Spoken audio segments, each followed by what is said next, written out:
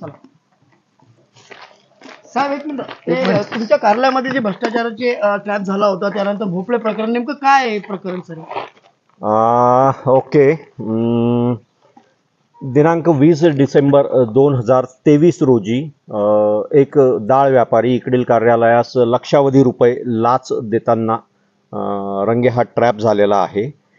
अब्जावधी रुपयांचा सदर पल्सेस स्कॅम आणि त्यावरती पांघरून टाकण्याकरता कुठेतरी आजही गुन्हेगारी कृत्य करण्यात येत असल्याचे दिसून येते.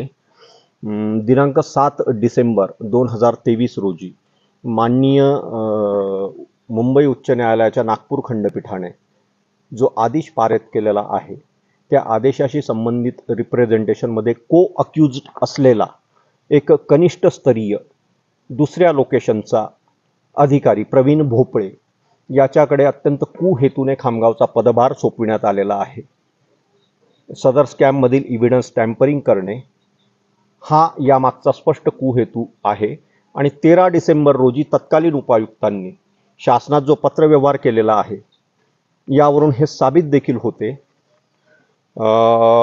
त्यामुळे भोपळे आणि या संपूर्ण भ्रष्टाचारावर पांघरून घालणारे संबंधित सर्वच यांच्याविरुद्ध कुठेतरी प्रशासकीय कारवाई आणि क्रिमिनल प्रॉसिक्युशन देखील होणे आवश्यक आहे. विशेष म्हणजे 22 डिसेंबर रोजी नागपूर मॅट कोर्टाने देखील भोपळेच्या सदर बेकायदेशीर नियुक्तीविरुद्ध शासनास नोटीस काढलेली आहे. माननीय आयुक्त कार्यालय आणि माननीय शासनाद्वारे याबाबत उचित कारवाई करण्यात येईलच. मात्र सदर प्रकरणी इकडील कार्यालय देखील सर्व कायदेशीर मार्गांचा अवलंब करीत आहे. पण भोपळे कुठेतरी सहआरोपी आहे का? Okay, thank you.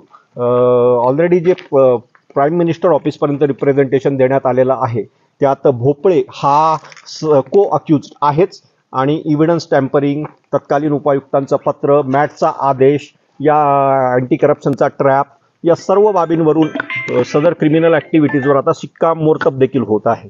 So thank you and जय हिंद. तुम्हाला कुठेतरी ओके ओके रोखण्याचा प्रयत्न झाला आहे? ओके ओके ओके या सर्व गोष्टी न्यायप्रविष्ट आहेत. न्यायप्रविष्टावर भाष्य करणं उचित नाही.